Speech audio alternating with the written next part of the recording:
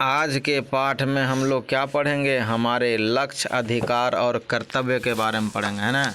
तो हमारे लक्ष्य क्या क्या हैं, अधिकार क्या क्या हैं और हमारे कर्तव्य भी कुछ देश के प्रति बनते हैं। जीवन को सफल बनाने के लिए हमें एक लक्ष्य रखना पड़ता है ना।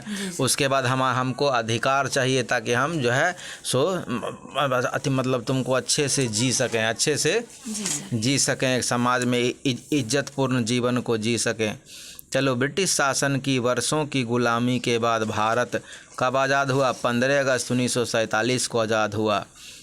स्वतंत्रता के बाद हमारे नेताओं की अगली चुनौती हमारी सरकार का ठोस आधार रखना थी। ठीक है। हमारा संविधान डॉक्टर राजेंद्र प्रसाद की अध्यक्षता में 26 जनवरी 1950 को लागू हुआ। हमारा संविधान कब लागू हुआ? 26 जनवरी 1950। किसकी अध्यक्षता में? डॉक्टर राजेंद्र प्रसाद। कोई दिक्कत भी? 26 जनवरी के इस अवसर को गणतंत्र दिवस के रूप में प्रत्येक वर्ष मनाते हैं। किस दिवस के रूप में? गणतंत्र दिवस 26 जनवरी। भारतीय संविधान लिखित प्रलेख है जो भारत के लोगों के लक्ष्यों, अधिकारों और कर्तव्यों का उल्लेख करता है। तो भारतीय संविधान क्या है? लिखित प्रलेख। क्या है भारतीय संविधान? लिखित प्रलेख है जो भारत के लोगों के लक्ष्यों, वो क्या लक्ष्य रखे हैं, अधिकारों और कर्तव्यों का उल्लेख करता है। ठीक है। संविधान सरकार को चलाने के लिए मूल नियमों और कानूनों का प्रलेख है। तो संविधान क्या है कि सरकार को चलाने के लिए जो है मूल नियमों और कानूनों का प्रलेख है। आगे आइए। भारतीय गणतंत्र के राष्ट्रीय लक्ष्य क्या क्या है? National goals of Indian Republic. प्रजातंत्र पहला क्या गोल है, लक्ष्य क्या है? प्रजातंत्र। दूसरा क्या लक्ष्य है? सामाजिकता, सोशलिज्म। ठीक है। तीसरा क्या लक्ष्य है? धर्मनिरपेक्षता, सेकुलरिज्म। संविधान के अनुसार भारतीय गणतंत्र और उसके लोगों के 3 राष्ट्रीय लक्ष्य हैं। 3 प्रजातंत्र, सामाजिकता, ठीक है, और धर्मनिरपेक्षता। कोई दिक्कत भी? आगे आइए। प्रजातंत्र का अर्थ है प्रजा के द्वारा चुना गया प्रतिनिधि जो सरकार को बनाता और चलाता है। जिस प्रतिनिधि को प्रजा ने चुना है वो सरकार को चलाएगा। भारत का प्रत्येक नागरिक जिसकी आयु 18 वर्ष है उसे वोट देने का अधिकार है। भारत एक प्रजातांत्रिक देश है। भारत एक कैसा देश है? प्रजातांत्रिक देश है। चलो आगे। प्रजातंत्र का अर्थ लोगों की सरकार, लोगों के द्वारा और लोगों के लिए है। तो प्रजातंत्र का अर्थ क्या है? लोगों की सरकार, है ना, लोगों के द्वारा और लोगों के लिए है। सामाजिकता में आओ। इसका अर्थ है कि कानून की नज़र में सभी नागरिक समान हैं। कानून की नज़र में समान है। हमारे देश के सभी लोगों के लिए निश्चित रूप से समान अधिकार है। हमारे देश के सभी लोगों के लिए समान अधिकार है। सरकार अमीर और गरीब जाति या किसी और कारण से लोगों में कोई भेद नहीं कर सकती है। तो अमीर या गरीब या कोई जाति कह के, है ना, किसी लोग से भेद नहीं कर सकती है, यह कानून है। अगला आ जाओ। धर्मनिरपेक्षता। धर्मनिरपेक्षता का अर्थ है सभी धर्मों को समान मानना। सभी धर्मों को, तो भारत में सभी धर्मों का समान महत्व है। यही तुम्हारे देश पाकिस्तान में चले जाओ तो वो बात नहीं है।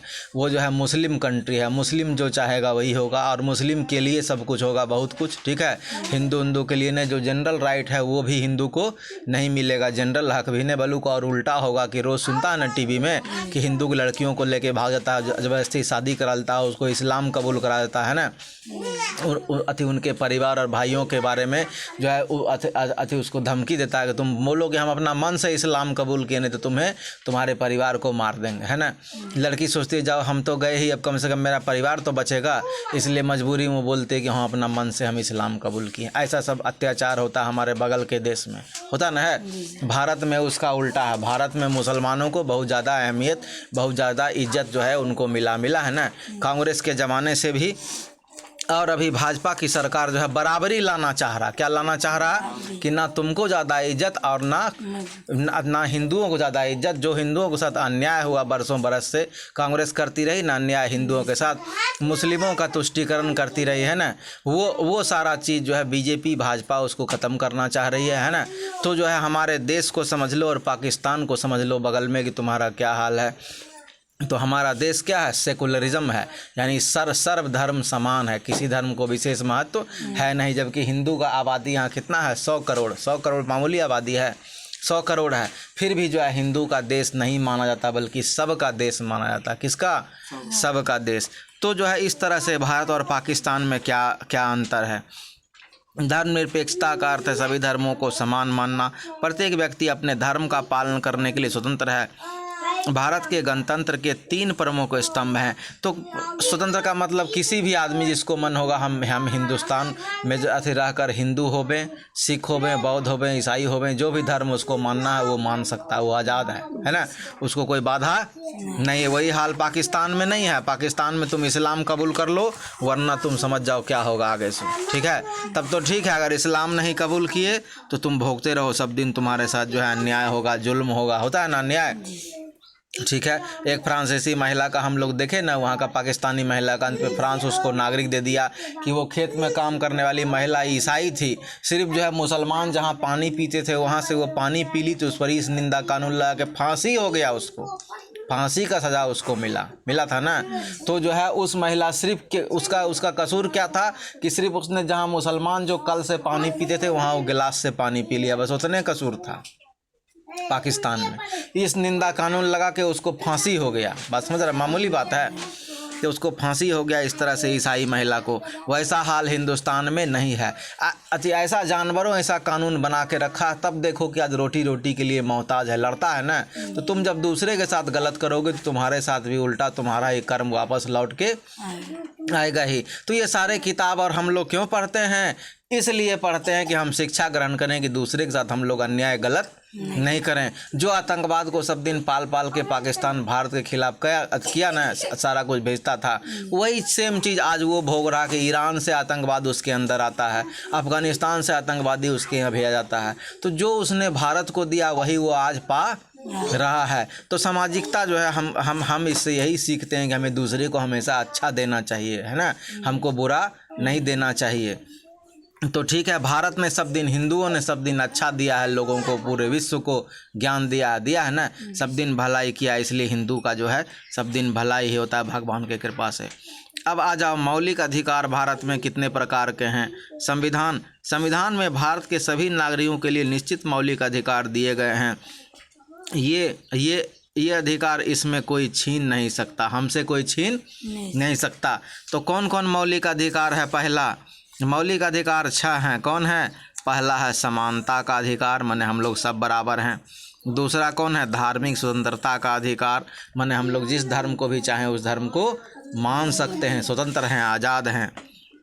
चलो, शोषण के विरुद्ध अधिकार, यदि हमारा कोई शोषण करता है तो हम उसके खिलाफ आवाज़ उठा सकते हैं। यही पाकिस्तान में बड़ा क्रिकेटर के साथ शोषण होता ना है। हिंदू क्रिकेटर दानिश कनेरिया, उसको निकाल दिया, तरह तरह का उस पर जुल्म किया, काहे के लिए कि इस्लाम कबूल करो, काहे के लिए, इस्लाम कबूल करो। तुम दानिश कनेरिया को उसको बोला कि इस्लाम कबूल करो, ठीक है। तो जो है इस तरीक़ा से उन लोगों से अन्याय अत्याचार वहाँ पाकिस्तान में होता है। अब आ जाओ संस्कृति और शिक्षा संबंधी अधिकार। तो हमारा संस्कृति जो है हम उसका प्रचार करने के लिए आज़ाद हैं और दूसरे को शिक्षा भी उसके हिसाब से दे सकते हैं। और अगला क्या है, विचार और अभिव्यक्ति की स्वतंत्रता, विचार और ठीक है, शांतिपूर्ण सम्मेलन की स्वतंत्रता, शांतिपूर्ण सम्मेलन हम कर सकते हैं, कोई तोड़ फोड़ नहीं, हंगामा नहीं। उसके बाद जब समुदाय और संघ की स्वतंत्रता, यानी जो है हम लोग समुदाय और संघ अपना बना सकते हैं, कोई रुकावट नहीं। आंदोलन करने की स्वतंत्रता, यानी हम लोग आंदोलन कर सकते हैं अपने हिसाब से, जब जैसा हमको मन करे, लेकिन शांतिपूर्ण आंदोलन। अब आ जाओ यहाँ धार्मिक संवैधानिक उपचारों का अधिकार, ठीक है। हम लोग अधिकार में कौन कौन पढ़े थे, ठीक है। पहला पढ़े थे समानता का अधिकार, पढ़े थे ना। उसके बाद आ जाओ तुमको धार्मिक स्वतंत्रता का अधिकार, उसके बाद क्या पढ़े थे, शोषण के विरुद्ध अधिकार। उसके बाद क्या पढ़े थे, शिक्षा संस्कृति और शिक्षा संबंधी अधिकार। उसके बाद क्या पढ़े थे, संवैधानिक उपचारों का अधिकार, यानी संविधान में कुछ गड़बड़ी लग रहा था उसका उपचार हम लोग करें। उसके बाद स्वतंत्रता का अधिकार, ठीक है। उसके बाद हम लोगों को अधिकार और कौन सा मिला है, तुमको निवास की स्वतंत्रता, कि हम लोग पूरे भारत में जहाँ भी हमको मन हो वहाँ निवास कर सकते हैं। अब तो जम्मू कश्मीर में भी कर सकते हैं, हम लोगों को छूट मिला है। उसके बाद आ जाओ आजीविका, उपजीविका और कारोबार की स्वतंत्रता, यानी हमको जो भी बिजनेस मन करे वो हम अपना बिजनेस कर सकते हैं अपना मन से, ठीक है। तो ये सारे अब जो है हमको मौलिक अधिकार हैं, और ये जो है हमें स्वतंत्रता भारत में मिली है, स्वतंत्रता भारत में मिली है। तो इन दोनों टॉपिक को तुमको याद करके आना है कल के क्लास में। यदि किसी को महसूस होता है कि वह इन मौलिक अधिकारों से वंचित है, तो वह न्यायालय की मदद ले सकता है। किसी को अगर क्या बोलता है, उसको लगे कि उसका मौलिक अधिकार छीना जा रहा, हनन किया जा रहा है उसके अधिकारों का, तो वह न्यायालय में जाए और न्यायालय उसको संरक्षण देगा। कोई दिक्कत भी? तो आज के क्लास में हम लोग यहीं रहने दो, फिर अगले क्लास में देखेंगे, है ना।